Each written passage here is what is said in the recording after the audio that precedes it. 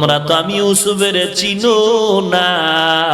আজকে আমি অর্থমন্ত্রী হয়ে মন্ত্রণালয়ের দায়িত্বে বসে গেলাম, কিন্তু আমার করুণ ইতিহাস যদি জানো চোখে পানি ধরে রাখা যাবে না। আমাকে তোমরা চিনো না, আমি কোন দেশের সন্তান।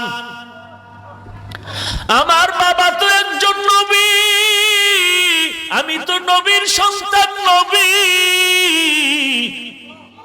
আমার বাবা একজন নবী, আমার এমন করুণ অবস্থা হয়ে গেল। আমার মা আমার ভাই বিনিয়ামিনকে 1 বছরের মাথায় গর্ভধারণ করার কারণে আম্মা জান ইন্তেকাল হয়ে গেল। আমার আব্বা জান আমাদেরকে আগলায় গরম মোহব্বতে কাছে টেনে রাখে। আব্বা জান আমার দিকে নজরটা বেশি দিয়া রেখেছে। আমার সব 10টা ভাই আমার বাবার এই মায়ার নজরটা সহ্য করতে পারলো না। হিংসার বশীভূত হইয়া আমি ইউসুফের বাবার থেকে মজার কথা বলে খেলনা করার জন্য নিয়া জঙ্গলের মধ্যে আমাকে মারধর করেছে। এক ভাই মারার পরে আর এক ভাই বলে তুইও মার। এইভাবে মারতে মারতে তারা থামে নাই। অন্ধকার ময়লা কূপের মধ্যে আমাকে ফেলে দিয়েছে। ওই কূপের মধ্যে পড়ার পর আল্লাহ আমার সাহায্য করেছে। আল্লাহ জিবরাইলের পাঠাইয়া ফেরেশতার মাধ্যমে ওই ময়লা পানি থেকে আমাকে বাঁচানোর জন্য জান্নাতি পাথর আমার পায়ের নিচে দিয়েছে। ওখান থেকে আবার আল্লাহ তাআলার কুদরতি সাহায্যে আমাকে ব্যবসায়ীরা উঠায়। ওখান থেকে আমার ভাইয়েরা আমাকে বিক্রি করে দেয়। ওই বিক্রির পরে মিশরে আসার পরে আমার শরীরের ওজন বরাবর স্বর্ণ পরিমাণ টাকা দিয়া মিশরের প্রধানমন্ত্রীর স্ত্রী জুলাইখা আমারে কিনে নেয়। ঘরের মধ্যে নিয়া আমার চেহারার যৌবনের পাগলামিতে পড়ে জুলাইখা উল্টা পাল্টা ব্যবহারের জন্য যখন সাকসেস হতে পারে না, আমার বিরুদ্ধে অপবাদ দিয়া আমাকে জেলখানায় ঢুকায় দিয়েছে। ওই জেলখানার থেকে আমি বের হইয়া বাদশার স্বপ্নের ব্যাখ্যা দিতে গিয়ে আমি আজ এই সম্মানের জায়গায় বসলাম।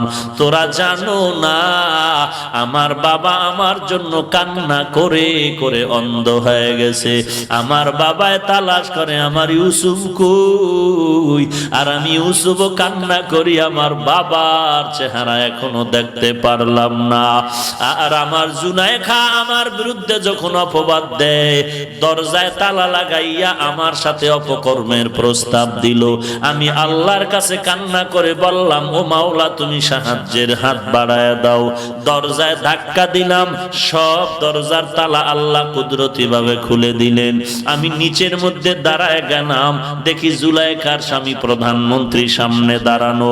জুলাইখা আমার বিরুদ্ধে অপবাদ দেয় আমি নাকি জুলাইখার সাথে উল্টা পাল্টা ব্যবহার করেছি। তখন আমার কেউ নাই।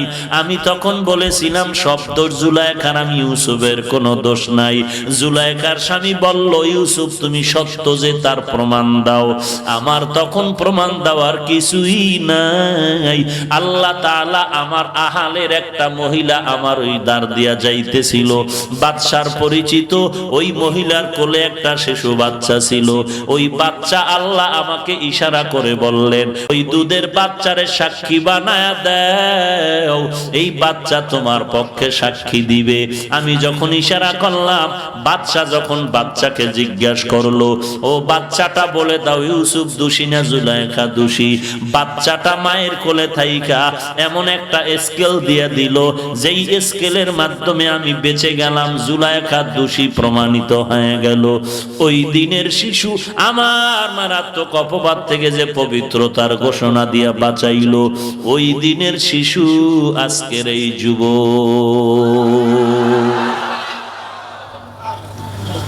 ওই দিন আমার কলিজার মুহাব্বতের সেই শিশু আমার এত উপকার করেছে। এই দিনের সেই যুবক, এই যুবক আমার জিন্দেগির বড় আপন। যা চাইবে তা পেয়ে যাবে, চাওয়ার আগে আমি দেওয়ার জন্য প্রস্তুত হয়ে গেলাম। ও বান্দা কি বুঝলা? জায়গা মতো সম্পর্ক করো, চাওয়ার আগে তোমার চাহিদা পূরণ হয়ে যাবে। আল্লাহর সাথে গভীর সম্পর্ক জোড়ায় দাও। চাওয়া লাগবে না, আল্লাহ কয়ে ডাক দিবি, বলা লাগবে না আমার খানা লাগবে, টাকা লাগবে। আল্লাহ বলে যখন ডাক দিবা, আল্লাহ তোমার সব পাওনা পরিশোধ করে দিবে।